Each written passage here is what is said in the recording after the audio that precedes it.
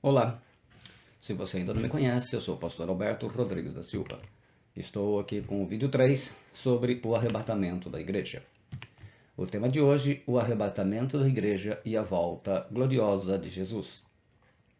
Nós já temos aí mais 2 vídeos que eu aconselho você também poder estar apreciando a mensagem, né, que vai ser muito edificante. Eu já falei sobre a grande tribulação, Israel e a igreja, e o arrebatamento e o Novo Testamento. Esse aqui, então, é o terceiro dos 4 que vou ministrar. Normalmente a gente divide em vídeos por causa dos temas e das dúvidas e tudo aquilo que gera necessidade de explicações com um pouco mais de detalhes. Hoje nós vamos estar falando então sobre o arrebatamento da igreja e a volta gloriosa de Jesus. Então a pergunta: há a necessidade de um intervalo profético entre o arrebatamento e a volta gloriosa de Jesus Cristo? Com perguntas a gente consegue trabalhar melhor as explicações. Um estudo mais cuidadoso das Escrituras, a palavra do Senhor, ele vai demonstrar que é totalmente necessário que haja assim um intervalo entre o arrebatamento da igreja e a volta gloriosa de Cristo para estabelecer o milênio. Esse interlúdio, né, é uma palavra do teatro, que é aquele intervalo entre duas cenas, né? Esse interlúdio ele é essencial para acomodar o cumprimento de 3 eventos da Bíblia que a Bíblia situa depois do arrebatamento, mas antes do retorno de Cristo. Esses 3 eventos proféticos eles têm que acontecer para cumprimento das Escrituras e vão acontecer. O primeiro deles é o Bema. O Bema é o tribunal de Cristo. Em 2 Coríntios 5,10 nós lemos: porque todos devemos comparecer ante o tribunal de Cristo, para que cada um receba segundo o que tiver feito por meio do corpo, ou bem ou mal. Então é o dia que todos os cristãos arrebatados vão comparecer logo após o arrebatamento no Bema, o tribunal de Cristo, e ali cada um vai receber pelo que fez, né? Nada mais justo. Devemos, a palavra die significa necessidade estabelecida por lei e por justiça. Quer dizer, a necessidade estabelecida pelo conselho e decreto de Deus. É algo obrigatório, algo que se é forçado a fazer. Então não tem como escapar. Após o arrebatamento, todos vão comparecer perante o tribunal de Cristo. Comparecer, a palavra grega aqui é phaneru, que significa ser manifestado, ser conhecido por suas palavras, ações e seu caráter será revelado. Quer dizer, exibir em público a própria pessoa, mostrar abertamente. Então, não vai ter como viver debaixo de máscaras, né? O tribunal, o Bema, né? Tribunal, assento oficial de um juiz, era um tribunal onde se tomavam decisões oficiais. E esta palavra Bema veio para, aqui no Novo Testamento, o apóstolo Paulo utiliza para dizer sobre o tribunal de Cristo, né? Todos os cristãos arrebatados terão que comparecer diante do tribunal de Cristo lá no céu para serem avaliados e recompensados de acordo com tudo o que cada um fez para o Senhor Jesus. Então, cada um de nós vamos estar lá, não tem jeito. Em Romanos 14, 10, 12, nós lemos assim na tradução da King James Fiel: mas por que tu julgas o teu irmão? Ou por que tu desprezas teu irmão? Porquanto todos nós compareceremos diante do tribunal de Cristo. Assim, então, cada um de nós dará conta de si mesmo a Deus. Então, nos 2 textos, né, tanto em Romanos como em 2 Coríntios, o apóstolo Paulo fala da necessidade do comparecimento diante do tribunal de Cristo. O que você fez para o Senhor Jesus com todos os dons e talentos que ele te deu? Então aqui nós vamos ver nesse dia o cumprimento de Mateus 25, 19 e 20. Depois de muito tempo veio o Senhor daqueles servos e fez contas com eles. Então, chegando o que recebera 5 talentos, trouxe-lhe outros 5 talentos, dizendo: Senhor, tu me entregaste 5 talentos, eis aqui 5 talentos a mais que eu ganhei. Então cada um vai apresentar ao Senhor o fruto de tudo aquilo que recebeu. Deus te deu tantas coisas, te deu dinheiro, te deu tempo, te deu dons, talentos, e cada um vai comparecer.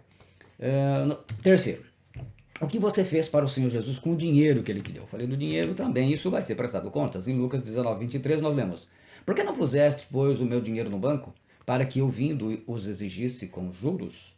Deus é dono do dinheiro e vai julgar a cada crente pelo uso que fez do dinheiro que ele deu para cada um administrar. Lucas 16, 10, 12, nós lemos: quem é fiel no pouco também é fiel no muito, e quem é injusto no pouco também é injusto no muito. Pois se não tiverdes sido fiéis com riquezas injustas, quem vos confiará as verdadeiras riquezas? Se não fostes fiéis naquilo que é de outro homem, quem vos dará o que é vosso? Quarto, o que você fez com o seu corpo para seus irmãos. Eita, nós. Esse também. Nós lemos lá em Mateus 24, 45, 51. Por isso, estáde prontos também, porque a hora que não pensais, o Filho do Homem virá. Quem é, pois, o servo fiel e prudente a quem seu senhor fez governante sobre sua casa, para dar-lhe sustento na devida estação? Bendito é aquele servo que o seu senhor, quando vier, achar fazendo assim fazendo. Na verdade, eu vos digo que ele o fará governante sobre todos os seus bens. Mas se aquele mau servo disser no seu coração: o meu senhor tarda em vir, e começar a espancar os seus conservos, e a comer e a beber com os beberrões, virá o senhor daquele servo no dia em que ele não espera, e na hora que ele não sabe, e cortá-lo-á pelo meio, e destinará a sua parte com os hipócritas. Ali haverá pranto e ranger de dentes. Então, se a gente olhar, basicamente hoje os cristãos estão, uma boa parte aqui, especialmente no lado ocidental. Mas no Oriente os cristãos estão vivendo, não sabe se no dia seguinte vai estar vivo, né? A perseguição é muito grande. Mas aqui com essa festa toda, com essa liberdade que nós temos, pelo menos por enquanto aqui no Brasil, infelizmente os cristãos não sabem aproveitar as coisas que Deus lhe deu para a obra do Senhor. Todo o seu esforço, todo o seu trabalho na obra do Senhor serão recompensados por Jesus. Em 1 Coríntios 4, 5 nós lemos: portanto, nada julgueis antes do tempo, até que o Senhor venha, o qual também trará à luz as coisas ocultas das trevas e manifestará os desígnios dos corações, e então cada um receberá de Deus o louvor. Todo o tempo, o sexto, todo o tempo que você gastou no discipulado, na obra de Deus, serão recompensados por Jesus. Em Hebreus 6,10, tem toda a obra que você fez, o evangelismo, o discipulado, tudo. Porque Deus não é injusto para que se esqueça da vossa obra e do trabalho, do amor, de amor, que para com seu nome mostrastes, porquanto ministrastes aos santos e ainda os servis. Hebreus 6,10. Então, nós vemos aí o tribunal de Cristo, ele é um lugar específico para todos os cristãos arrebatados que vão prestar contas. Também depois, as bodas do Cordeiro. Então, logo após as bodas do Cordeiro. Apocalipse 19, 7 e 8, nós lemos: regozijemo-nos e alegremo-nos e demos-lhe a glória, porque vindas são as bodas do Cordeiro e já a sua esposa se aprontou.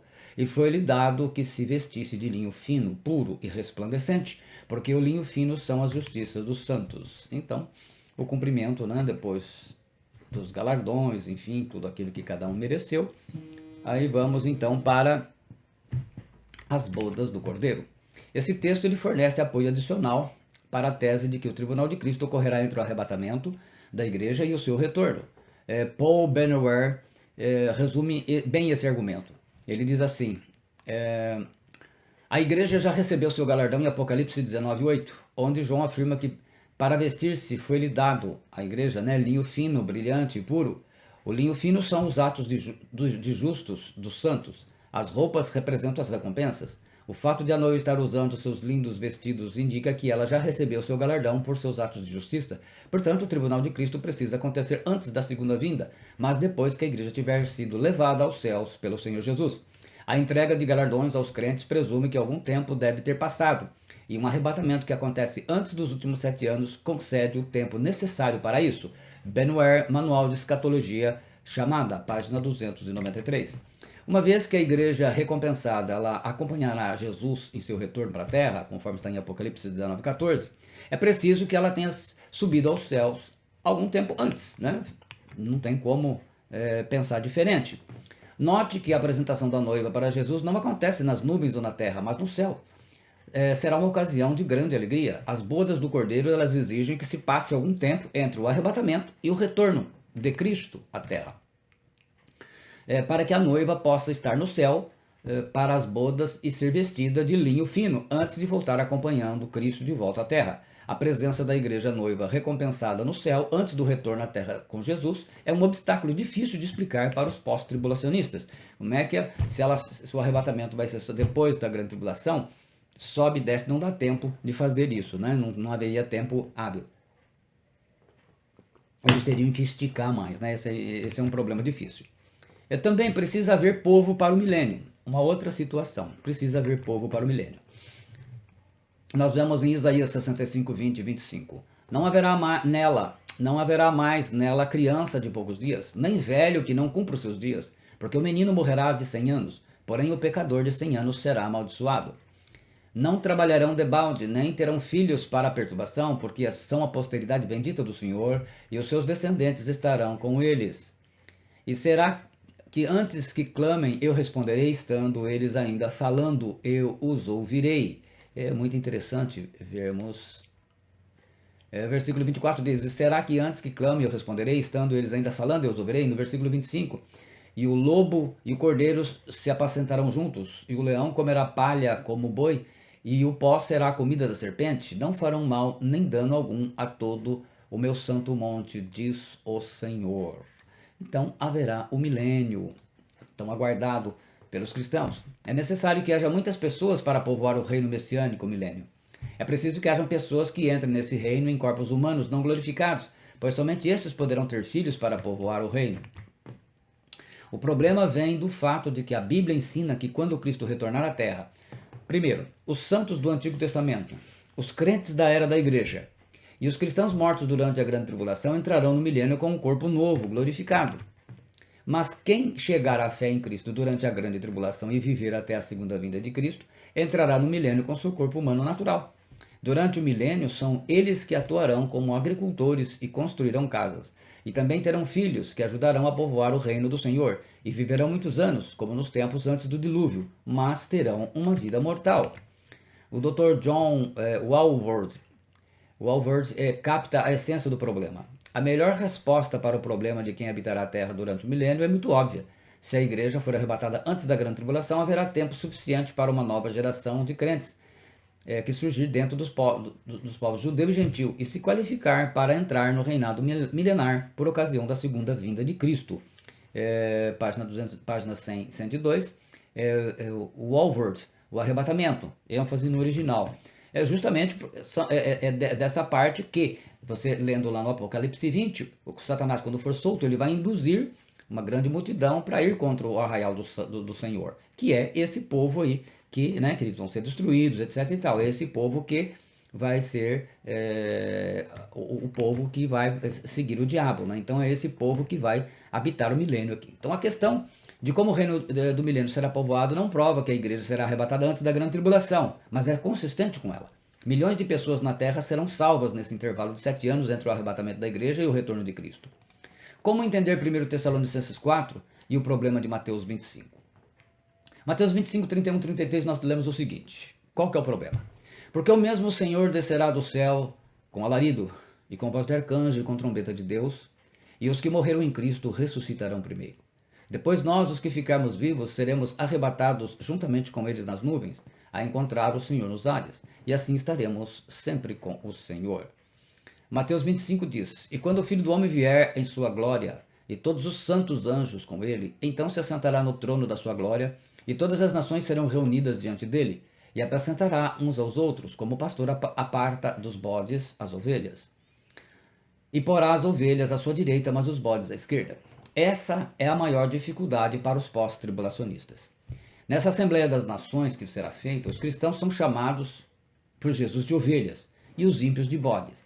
Se o arrebatamento ocorrer após a grande tribulação, no momento em que Jesus estiver voltando para a terra, na sua volta gloriosa, isso significa que as ovelhas à sua direita terão sido arrebatadas para se encontrar com ele nos ares.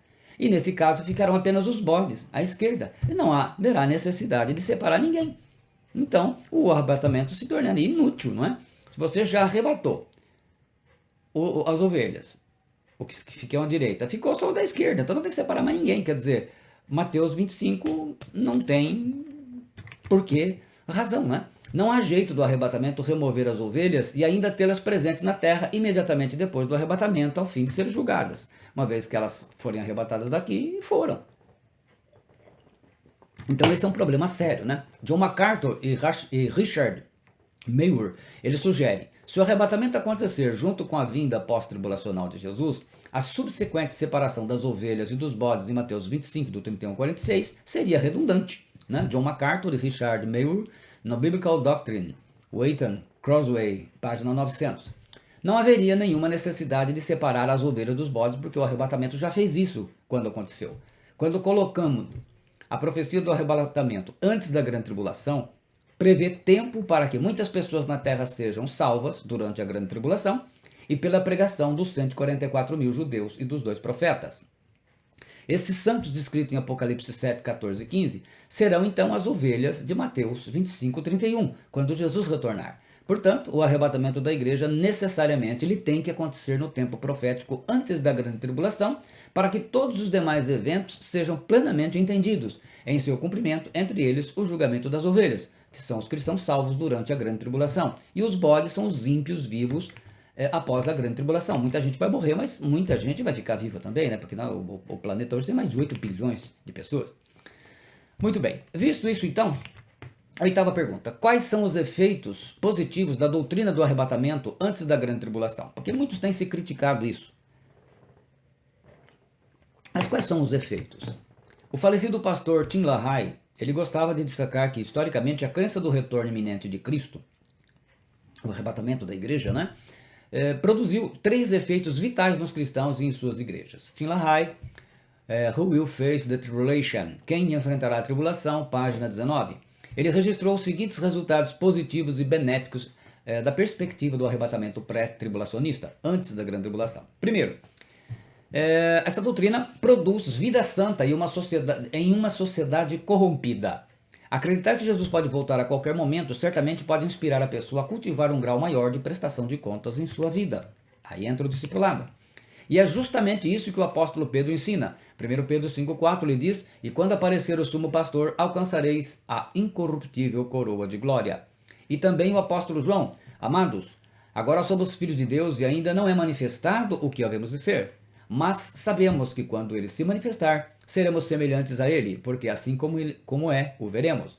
E qualquer que nele tenha esta esperança purifica-se a si mesmo, como também ele é puro. A expectativa do crente de estar em Cristo, seja no arrebatamento, seja pela morte, ele vivo, né, sendo transformado, causa em seu coração o desejo de viver de forma pura e santa e dar frutos. O cristão que realmente convertido, né, nasceu de novo.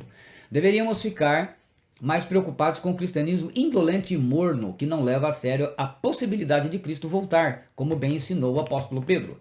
Sabendo, primeiro isto, que nos últimos dias virão escarnecedores andando segundo as suas próprias concupiscências, né, os desejos da carne, e dizendo: onde está a promessa da sua vinda? Porque desde os pais dormiram, todas as coisas permanecem como desde o princípio da criação. Nós cristãos temos que ser santos como ele é santo. Mas como é santo aquele que vos chamou, sede vós também santos em toda a vossa maneira de viver. Porquanto está escrito: sede santos, porque eu sou santo. E o apóstolo Pedro arremata o aviso, em 2 Pedro 3, 11 e 12. Visto então que todas essas coisas serão dissolvidas, que tipo de pessoas deveis ser em toda santa conversação e piedade, aguardando e apressando-vos para a vinda do dia de Deus. Para os céus em fogo serão dissolvidos e os elementos ao calor fervente derreter-se-ão. Ela também produz uma igreja evangelística. Essa crença, porque pela urgência de Cristo nós temos que pregar o evangelho. Isto é algo fantástico.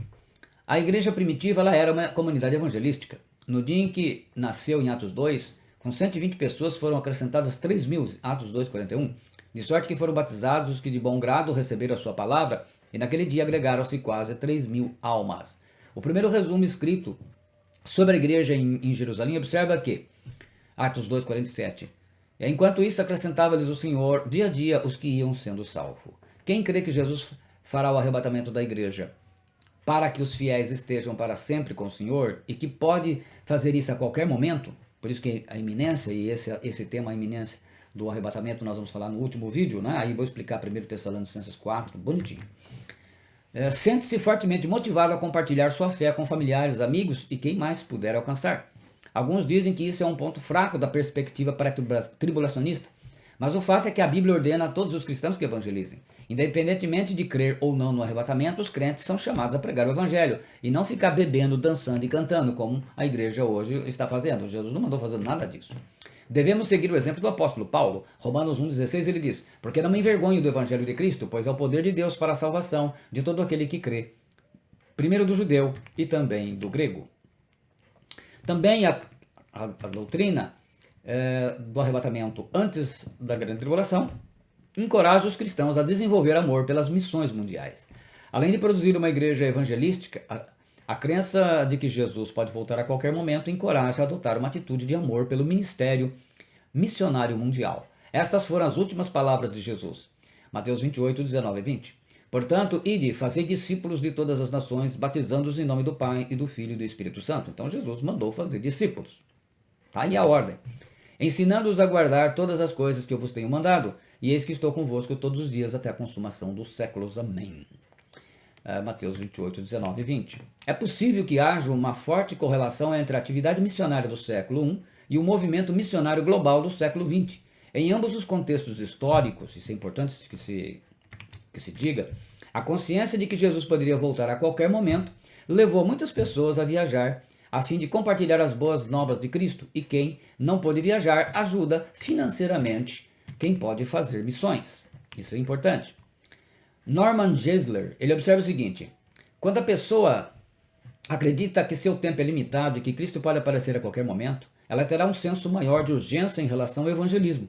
Mas a urgência é muito maior quando a pessoa acredita que pode estar o tempo todo diante de uma última oportunidade para alcançar alguém. Não é coincidência que tantos movimentos missionários modernos, como William Carey, David Livingstone e Adoniram Hudson, e esforços evangelísticos como Billy Sunday, D.L. Moody, da Bíblia, dos dicionários, e Billy Graham, falecido recentemente, tenham sido liderados por pré-tribulacionistas. Norman Geisler, Why Hold to a Premium View?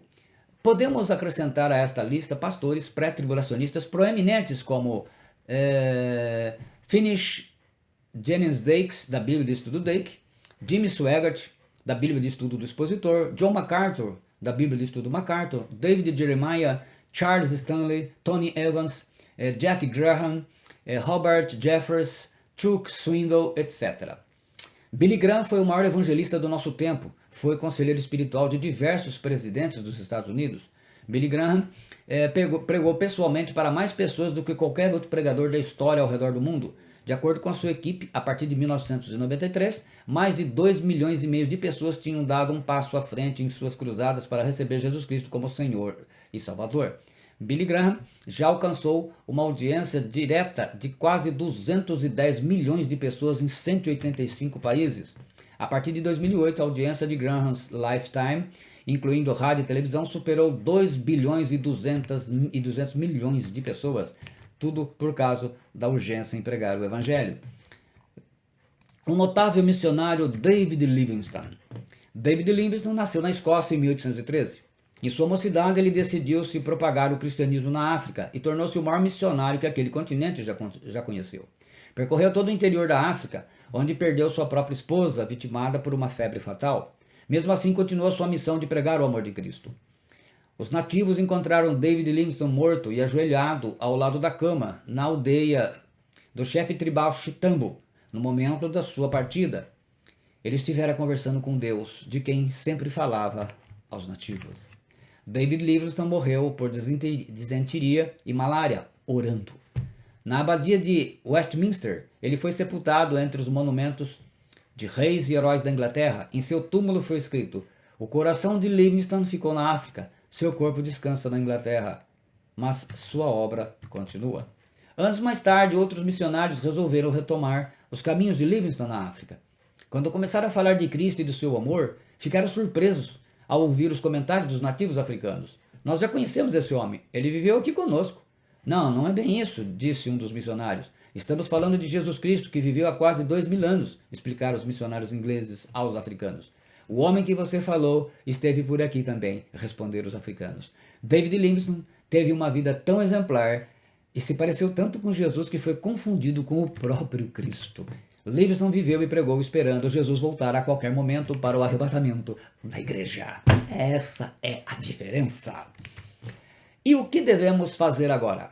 As 7 ordens do Senhor Jesus. Primeiro, uma vez que não é possível ter certeza a respeito de quando o propósito de Deus para a sua igreja estará completo, precisamos nos manter obedientes às ordens do Senhor em relação à igreja. Cristo deixou isso bem claro. Apocalipse 22:20, ele diz: aquele que testifica essas coisas diz, certamente venho. Amém. Ora vem, Senhor Jesus. Respondeu-lhes, Atos 1:7. Não vos compete conhecer tempos ou épocas que o Pai reservou pela sua exclusiva autoridade. 2 fatos ficam bem claros. A data já foi marcada. Essa informação não compete a nós saber, porque até lá temos nossas responsabilidades para cumprir aqui na Terra enquanto estamos vivos.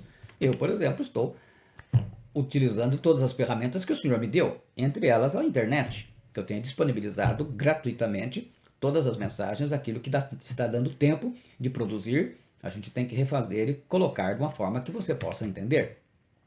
Os evangélicos gostam de servir a Deus à sua maneira, sempre inventando novidades, e não gostam de obedecer a Deus, né? Embora não seja errado, Jesus não mandou fazer marcha para Jesus, ele não mandou orar no monte, na pedra, na rocha, na caverna, não mandou fazer teatro, nem show gospel, nem dança.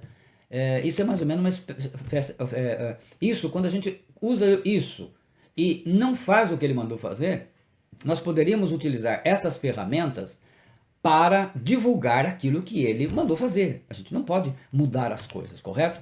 Jesus deixou 7 ordens a respeito do que devemos estar fazendo enquanto esperamos a sua volta. E é isso que nós vamos estar compartilhando com vocês. Primeiro, ser testemunha de Jesus Cristo em todo o planeta. Em Atos 1:8 ele diz: mas recebereis poder ao descer sobre vós o Espírito Santo, e sereis minhas testemunhas tanto em Jerusalém como em toda a Judéia e Samaria e até aos confins da terra. Segundo, pregar o evangelho ao mundo inteiro. Marcos 16:15, ele diz: e disse-lhes, ide por todo o mundo e pregai o evangelho a toda criatura. Terceiro, pregar o arrependimento a todas as nações. Esse é muito importante. Lucas 24:7. E que em seu nome se pregasse arrependimento para a remissão de pecados a todas as nações, começando de Jerusalém. Não a teologia da prosperidade que está enchendo as igrejas, enchendo as congregações e as redes sociais. Quarto, importante, que foi a sua última ordem: fazer discípulos em todas as nações. Mateus 28:19. Ide, portanto, fazei discípulos de todas as nações, batizando-os em nome do Pai, do Filho e do Espírito Santo. Uma ordem expressa. A ordem do Senhor Jesus é para fazermos discípulos. Quinto, edificar a igreja sem medo do inferno. Mateus 16:18. Também eu te digo que tu és Pedro, e sobre esta pedra edificarei a minha igreja, e as portas do inferno não prevalecerão contra ela. Sobre esse texto tenho que preparar um vídeo também. Ele não vai ser muito curto, porque o tema ele é profundo, e nós vamos mostrar exatamente o que Jesus disse com esse versículo, que ele é considerado o versículo, ao lado de 1 Samuel 28, são os versículos, os textos bíblicos, vamos assim dizer, mais difíceis de interpretação na Bíblia. O de 1 Samuel 28, eu já publiquei um vídeo, e esse ainda estou devendo o vídeo. O material está pronto, mas ainda não está gravado. Os cristãos que estão em Cristo estão se congregando e trabalhando na edificação do seu corpo, a igreja. Normalmente agimos como se o inferno estivesse atacando a igreja se nós estivéssemos tentando sobreviver. Veja, um ataque não é feito com portões. Este serve muito mais como meio de defesa. Jesus descreveu a igreja como a força ofensiva e o inferno na posição defensiva. Temos que saquear o inferno e povoar o céu, pregar o evangelho. Então, ao invés de usar o tempo somente com bobagens nas redes sociais, deveríamos estar usando as redes sociais para pregar o evangelho e divulgar mensagens edificantes, levar essas mensagens para as outras pessoas, como esta, que eu acredito que você possa considerar edificante. Sexta ordem: negociar até que Jesus volte. Em Lucas 19:13, ele diz: chamou 10 servos seus, confiou-lhes 10 minas, e disse-lhes: negociai até que eu volte. Temos que usar nossos dons, tempos, habilidades, bens, dinheiro e recursos disponíveis para fazer a obra do Senhor, até que ele volte para o arrebatamento da igreja. E a última ordem, manter-se fiel até que ele volte. 2 vezes ele diz isso. Então vamos lá então ler Mateus 24, 45 e 47. Quem é, pois, o servo fiel e prudente, a quem o Senhor confiou os seus conservos, para dar-lhes o sustento a seu tempo? Bem-aventurado aquele servo a quem seu Senhor, quando vier, achar fazendo assim. Em verdade vos digo que lhe confiará todos os seus bens. Mateus 25, 20, 21, ele diz: Então, aproximando-se, o que recebera 5 talentos, entregou outros 5, dizendo: Senhor, confiaste-me 5 talentos, eis que outros 5 talentos que ganhei. Eis aqui outros 5 talentos que ganhei. Disse-lhe o Senhor: Muito bem, servo bom e fiel, foste fiel no pouco, sobre o muito te colocarei, entra no gozo do teu Senhor. Jesus concluiu sua mensagem profética do sermão no Monte das Oliveiras, insistindo com seus discípulos que continuassem seus serviços de forma fiel e sábia, mesmo que ele demorasse para voltar. Como posso estar preparado? Decidir agora a questão do seu destino eterno. Primeira coisa, Romanos 10, 9, se com tua boca confessares Jesus como Senhor e em teu coração creres que Deus o ressuscitou dentre os mortos, serás salvo. Então esse é o fato que muda a vida de qualquer um. Aceitar Jesus como seu Senhor. Você tem que confessá-lo. Segundo, para conhecer pessoalmente a Jesus Cristo. Atos 2,38 nós lemos: E disse-lhes Pedro: Arrependei-vos, e cada um de vós seja batizado em nome de Jesus Cristo para perdão dos pecados, e recebereis o dom do Espírito Santo. Muito bem, essa mensagem termina por aqui. Na parte 4, último vídeo, nós vamos responder qual a importância escatológica da iminência do arrebatamento da igreja. Iminência quer dizer que está próximo, está perto, não sabe a que pode ser a qualquer momento. Quais as principais diferenças entre o arrebatamento e o retorno de Cristo? E 1 Tessalonicenses 4, do 13 ao 18, explicado. Enfim, nós vamos explicar esse texto. Se você gostou, deixe aí o seu gostei, o seu like, e compartilhe essa mensagem com outras pessoas que também gostam de estar se preparando para a volta do Senhor Jesus Cristo. Se você ainda não fez e quiser também nos ajudar, se inscreva no meu canal, acione o sininho de notificações. Que Deus abençoe você tenha uma excelente semana. E também estaremos postando a outra mensagem no final da semana sobre o sobrenatural de Deus, né? Como ativar a fé e receber o milagre do sobrenatural de Deus. Até lá, então, Deus te abençoe em nome de Jesus. Não deixe de assistir e compartilhar as mensagens que você tem visto em meu canal. Muito obrigado, eu agradeço a todos que assim têm feito. Muito obrigado, que Deus te abençoe e te recompense. Em nome do Senhor Jesus Cristo e no poder do Espírito Santo. Amém.